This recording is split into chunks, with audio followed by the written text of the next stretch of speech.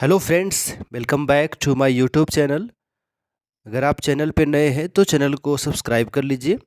Comment box में एक comment आया है, उसके आधार पे हम लोग इसका जवाब ढूंढने की कोशिश करेंगे। देखते हैं, ऑलरेडी रिटायर्ड एम्प्लॉय जो अपना एन्युटी 40% भी विड्रॉ कर चुका है, एनपीएस का एन्युटी भी बंद कर चुका है, तो उसको एरियर मिलेगा या नहीं। आपका जो गजट नोटिफिकेशन में जो पैरामीटर दिया गया है यूपीएस का, उसमें लिखा गया है साफ साफ कि यह जो पेंशन स्कीम है fund based scheme pension scheme है, यानी आपका फंड उसमें रहना ज़रूरी है, आपका कॉर्पस रहना ज़रूरी है। अगर कॉर्पस नहीं है तो हम लोग उसका स्टैंडर्ड जो फार्मूला है उससे देखते हैं, P/2 into Q/300 into IC/BC। तो यहाँ जो IC है यही आपका कॉर्पस है। अब जब कॉर्पस ही नहीं रहेगा, कॉर्पस अगर जीरो हो जाएगा, अगर इसको हम जीरो करेंगे तो पूरा का जो वैल्यू है जीरो हो जाएगा। यानी आपका कॉर्पस, आपका फंड रहना बहुत ज़रूरी है। फंड बेस्ड पेंशन स्कीम है, जितना ज़्यादा फंड उतना ज़्यादा पेंशन, जितना कम फंड उतना कम पेंशन, फंड नहीं तो पेंशन नहीं।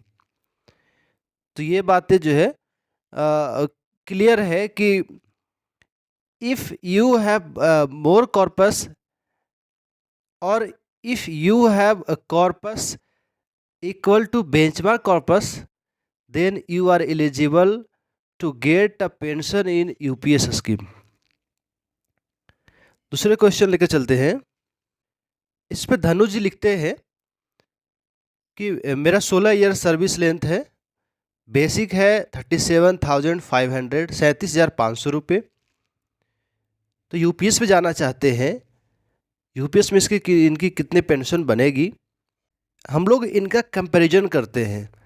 अगर ओपीएस में होते तो 37,500 का आधा 18,750 रुपये पुरानी पेंशन योजना में इनकी पेंशन बनती और इसके ऊपर में डियरनेस रिलीफ मिलता। लेकिन यूपीएस में जाना चाहते हैं तो यूपीएस में इनकी कितना पेंशन बनेगी। इनकी बेसिक जो है 12 महीनों का 37,500 है, तो इसको आधा हो जाएगा 18,750 रुपये। सर्विस लेंथ है 192 महीनों की, 192/300 गुना 1, तो कैलकुलेशन करने पे बनेगा 12,000 रुपये यूपीएस में इनकी पेंशन बनेगी। अब लेकर चलते हैं लमसम अमाउंट की बात करते हैं। इनकी बेसिक सैलरी है 37,500 और अभी जो डीए का रेट है 53%, तो 53% डीए लगाएंगे तो इनका अमाउंट बनेगा बेसिक प्लस डीए का 57,375 रुपये। इसका 10% लेंगे तो 5,737 रुपये और गुना सर्विस लेंथ से गुना करेंगे 32, तो आंसर निकल के आएगा 1,83,600 रुपये। 1,83,600 रुपये इनकी लमसम अमाउंट बनेगी। और इनकी ग्रेच्युटी की अगर कैलकुलेशन करें तो ग्रेच्युटी जानते हैं कि बेसिक प्लस डीए जो इमोल्यूमेंट्स होता है, यानी 57,375 गुना सर्विस लेंथ 16 साल गुना 15/26, तो ये जो कैलकुलेशन निकल के आएगा 5,29,615 रुपये। 5,29,615 रुपये इनकी ग्रेच्युटी बनेगी और लमसम अमाउंट बनेगा 1,83,600 रुपये और यूपीएस में पेंशन बनेगी 12,000 प्लस उस पर एप्लीकेबल डीए। प्रकाश राव जी लिखते हैं, मेरा सर्विस 14 साल 6 महीने 14.5 साल इनकी सर्विस हुई है और बेसिक सैलरी 28,400 रुपये है। तो यूपीएस में इनकी पेंशन कितनी बनेगी। 22 साल आर्मी में करके आए हैं, तो अभी जब एनपीएस शुरू आपकी हुई है तो एनपीएस को आप यूपीएस में तब्दील कर सकते हैं, शिफ्ट कर सकते हैं। वहाँ आपकी आर्मी का जो सर्विस है इसमें काउंट नहीं होगा। तो 14.5 साल में प्रकाश राव जी का हम लोग देखते हैं कि यूपीएस में कितनी पेंशन बनेगी।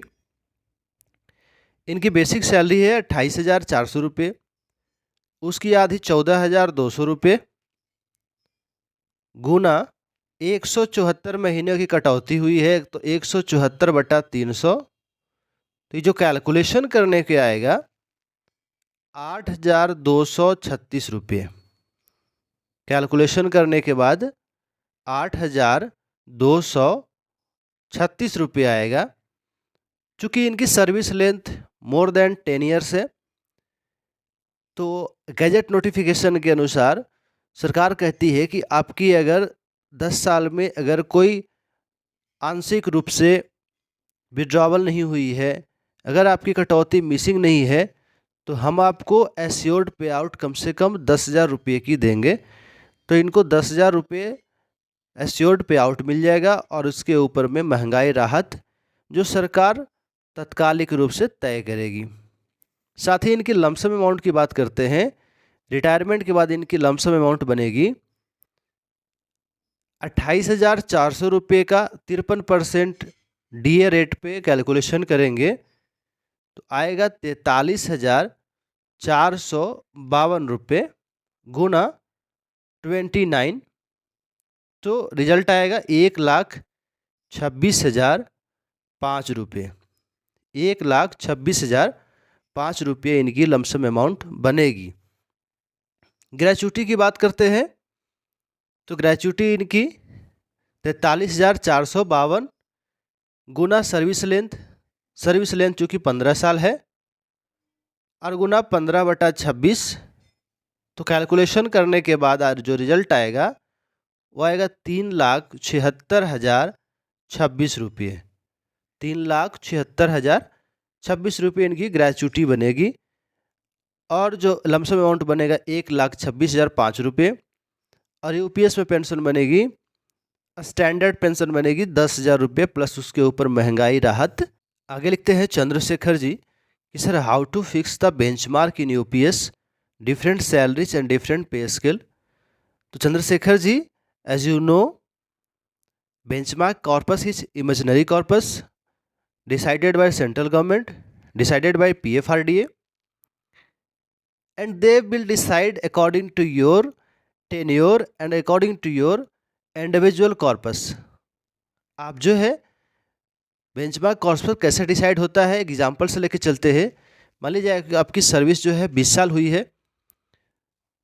तो 20 साल में कटौती महीनों की संख्या हो गई 20 गुना 12 यानी 240 महीने। तो जो 240 जो कटौती मंथ है उसमें अगर जमा होने चाहिए 1,000 रुपया, तो सरकार जो है इसको बेंचमार्क तय करेगी कि आपको 1,000 रुपये जमा होना चाहिए। अब जो आपकी इंडिविजुअल कॉर्पस है इससे मैच करती है या नहीं, बेंचमार्क कॉर्पस से मैच करती है या नहीं, उस पर डिपेंड करेगा। अगर आपने बीच में पार्शियल विड्रॉवल किया है तभी जो बेंचमार्क कॉर्पस अगर 1,000 है तो 1,000 से मैच नहीं करेगी। अगर आपने निकासी कम किया है तब भी आपको बेंचमार्क कॉर्पस से मैच नहीं करेगी। तो उस कंडीशन में आपका जो है कॉर्पस का वैल्यू, आपका जो है यूपीएस में पेंशन का वैल्यू डिफर कर सकता है।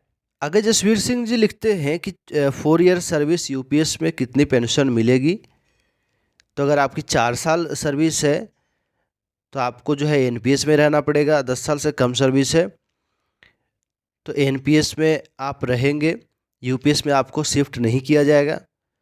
और कुछ ऐसे कंडीशंस हैं, बहुत सारे ऐसे सर्विसेज है जिसमें अगर सरकार 10 साल से पहले अगर रिटायरमेंट आपको देती है उसमें ये जो है 10 साल का जो पैरामीटर है वो काउंट नहीं होगा। लेकिन अगर आपकी रिटायरमेंट नॉर्मल नॉर्म्स के अनुसार हो रही है तो 10 साल से कम आपकी सर्विस है तब आपको जो है यूपीएस का लाभ नहीं मिलेगा, तब फिर आपको एनपीएस के अकॉर्डिंग आपको एन्युटी मिलेगी। तो आज के लिए इतना ही, मिलते हैं अगले वीडियोस में। अगर आपको कोई क्वेरी है तो आप कमेंट कर सकते हैं और उसके साथ साथ आप जो है पूरी डिटेल्स लिखेंगे, तब जो है कैलकुलेशन करने में आसानी होगी।